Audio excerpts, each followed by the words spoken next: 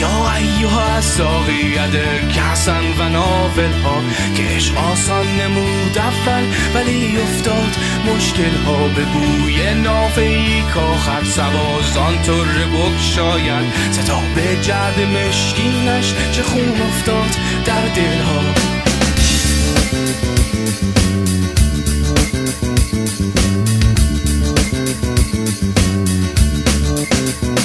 مرا در منزل جانان چه امن عیش چون هر دم جرس فریاد می‌دارد که بربندید محمل ها به می سجاد رنگین کن گرد پیر مغان گوید که سالک بی خبر نبود ز راه و رسم منزل ها.